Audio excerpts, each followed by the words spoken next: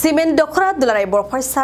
लोगोसे सानजा सानजारि नोगोर दखरा आरो सोनाब सानजारि नोगोरनि खौसेथि बर' सुबुं आफादनि बानजायनायाव आमथिसुवा फोरबोजों लोब्बा लाखिनानै जोलुर बादायलायनाय हाबाफारि लायो। एसबि बड' गोजौ फरायसालिनि गेलेग्रा फोथाराव सानसेनि मेहेरगोनां हाबाफारिजों आमथिसुवा फोरबोजों लोब्बा लानानै धेमाजि जिल्लानि गासै माहारियारि आफादफोरा जोलुर बादायलायनाय गेलेदों। मख'नो गोनांदि बे जोलुर बादायलायनायाव मोनब्रै हानजाया बाहागो लायो। सिमेन्ट दखरा दुलाराय बर' फरायसा आफाद, सानजा सानजारि नोगोर दखरा खौसेथि बर' सुबुं आफाद आरो सोनाब सानजारि नोगोर दखरा खौसेथि बर' सुबुं आफाद मोनब्रै हानजानि गेजेराव गेलेनायाव सानजा सानजारि नोगोर दखरा खौसेथि बर' सुबुं आफाद आरो सिमेन्ट दखरा खौसेथि बर' सुबुं आफादनि गेजेराव फाइनाल मेच गेलेनाय जायो। बे फाइनाल मेचआव 1 गल फारागथियाव देरहासार जानो हायो सानजा सानजारि नोगोरा खौसेथि बर' सुबुं आफादा।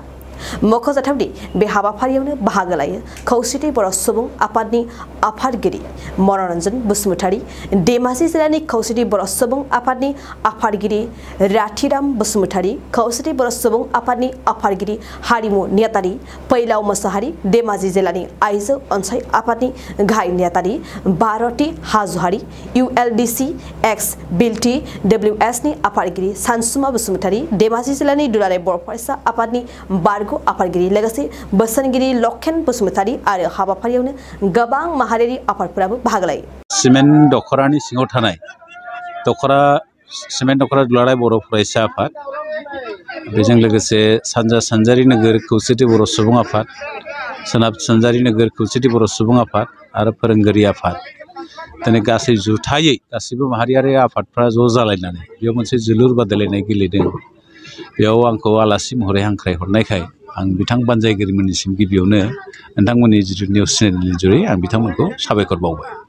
जिहेथु आवसिया एबा आमथिसुवा होनना बुङो बर'नि, बियो जागायो जोंना आसार दाननि 7 अक्ट'निफ्राय।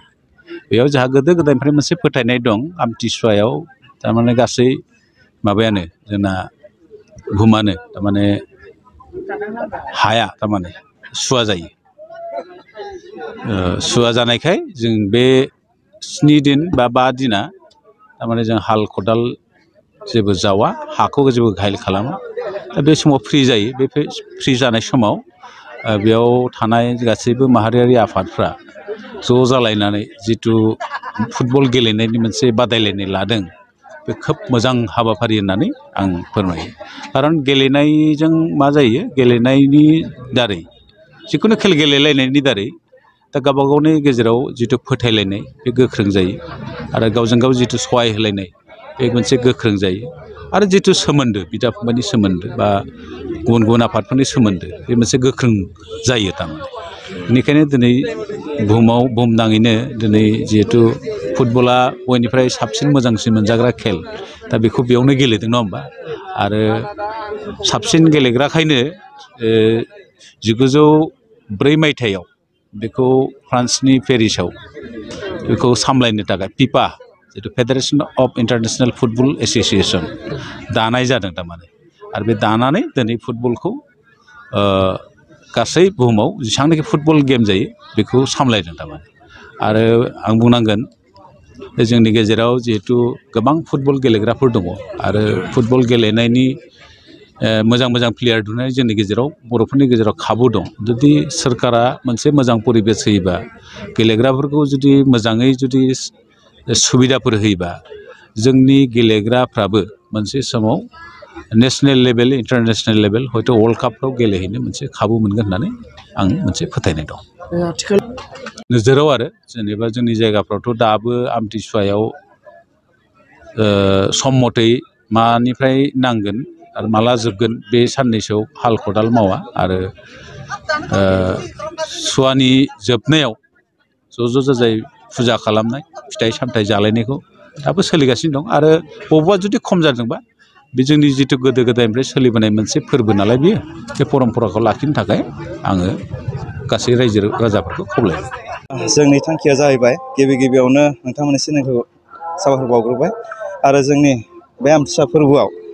मोनसे जोलुर बादायलायनायनि मेन गुबै थांखियानो जाहैबाय जों जे मोनफ्रोमबो आफादजों खौसेथि जानानै जोंनि उन्दै एबा इयुनाव जाखिनि गेलेगिरि दङ बिथांमोना मोनसे उत्सा जायो आरो जोंनि आफादफोरनि काउन्सिलफोरा मोजाङै थालायो आरो जोङो रायजो राजाजों लोगोसे खामानिखौ मावलांनो हायो आरो फैगोन जेनेरेसन जि गेलेगिरि गथ'फोर दङ जोंनि बे बादायलायनायखौ लानानै बिसोर बिथांमोनाबो उत्सा जानानै जाहाथे गेलेनानै गोजौआव जोंनि हारिनि मुंखौ लाखिनाय आरो गोजौ जायगा मोनहैयो बेनो जोंनि मेन उद्देश्य ओरैनो जोङो जिहेथु फ्रेन्डशिप मेचसो नालाय जों बेवहाय मोनब्रै आफाद अर्थात सानजारि नोगोर खौसे बर' सुबुं आफाद सिमेन्ट दख'रा दुलाराय फरायसा आफाद लोगोसे सोनाब सानजारि नोगोर खौसे बर' सुबुं आफाद लोगोसे जोंनि सिमेन्ट आनसलिकनि सिङाव थानाय फोरोंगिरि स्टाफजों सावरायलायनानै मोनसे जमा कालेक्सन खालामनाय जायो बेवहाय जोङो जागलांनाय मोनसे हाबाफारि लादों आरो ओरैनो सेथि बान्था हिसाबै बेवहाय ओरैनो हांसो मानै आरो नैथियाव मासे हांसो आरो थामथियाव जोङो माखासे फिथाइ सामथाइजों थामथि बान्थाखौ बावनाय जादों ओमफ्राय जोंना जानाय लोंनाया एसे 200सोनि माबा खालामनाय जादों मा होनो बेखौ फिथाइ सामथाइजों लोगोसे ओरैनो ओंखाम बोथिसे जाग्लांनाय हाबाफारिखौ लानाय जादों आरो दिनै 25 जुन दिनै आमथिसुवा फोरबोखौ लोब्बा लाखिनानै जों दिनै सिमेन्ट दख'रानि सिङावहाय थानाय जिमानखिनि माहारियारि आफादफोर दङ जों बे माहारियारि आफादफोरजों लोगोसे जोंनि दख'रानि सिङावहाय थानाय जिमानखिनि फोरोंगुरुफोर दंमोन बे फोरोंगुरुफोरनि गेजेरावबो जों हान्जा मोनसे बाहागो लाफैदों जों गिबियैनो सिमेन्ट दख'रा दुलाराय बर' फरायसा आफाद लोगोसे जोंनि सिमेन्ट दख'रा बर' फरायसा आफादनि सिङाव थानाय आनसलिकनि सिङावहाय थानाय खौसेथि बर' सुबुं आफाद सानजा सानजारै आरो खौसेथि बर' सुबुं आफाद सोनाब सानजारै आरो फोरोंगिरि हान्जा गासै मोनब्रै हान्जानि गेजेराव दिनै बे आमथिसुवा बे आमथिसुवा बे फोरबोखौ लोब्बा लाखिनानै दिनैनि बे खेल धेमालि जोलुर बादायलायनाय बे हाबाफारिखौ लानाय जादों गासै मोनब्रै हान्जाया बाहागो लादों सिमेन्ट दख'रा बर' फरायसा आफाद सानजा सानजारि खौसेथि बर' सुबुं आफाद आं सिगाङावबो बुंखाबाय आरो सोनाब सानजारि खौसेथि बर' सुबुं आफादजों लोगोसे फोरोंगिरि हान्जा दख'रानि सिङावहाय थानाय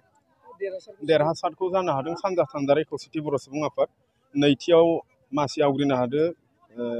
सिमेन्ट दख'रा दुलाराय बर' फरायसा आफाद थामथिखौ आवग्रिनो हादों सोनाब सानजारि थाखो जिसेयाव मुं थिसननो हांखुर जानाय फरायसाफोरनि थाखाय मोनसे गोनां फोसावथाय रौता नर्थ इस्ट पाब्लिक फरायसालिया नोंथांमोननो मोनसे गोजोनथाव खौरां लाबोदों CBSE जों गनायथि मोननाय रौतानि मुंदांखा नर्थ इस्ट पाब्लिक स्कुलाव दायो थाखो जिसेनि मुं थिसननाया सोलिगासिनो साइन्स आरो आर्ट्स मोन्नैबो स्ट्रिमनि थाखाय रौतानि नर्थ इस्ट पाब्लिक स्कुलाव मुं थिसननाया सोलिगासिनो बे फरायसालियाव थाखोनि फराफारि आयदा फोरोंथायजों लोगोसेयैनो JEE NEET CUET engineering medical entrance आनजादनि थाखाय उफ्रा फोरोंथायबो होनाय जायो बे फरायसालियाव बिजाब बाख्रि फरायसाफोरनि थाखाय हस्टेल आरो गेलेनाय मोसानाय बायदि बायदि केरिकुलार एक्टिभिटिसनि सुबिदा दं गोसो गुदुं फरायसाफोरा दिनैनो दानो नैबे मबाइल नम्बर 8638605769 नङाब्ला 9435184298 आव थोंजों सोलोंनो हागोन